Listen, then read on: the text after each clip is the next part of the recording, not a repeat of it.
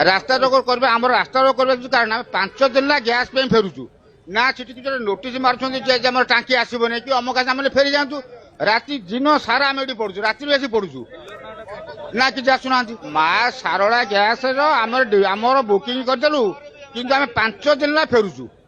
आम गैस पाइनु ना सीटी लोक भी ना आमको कहना भाई आमर आसबना फेरी जातु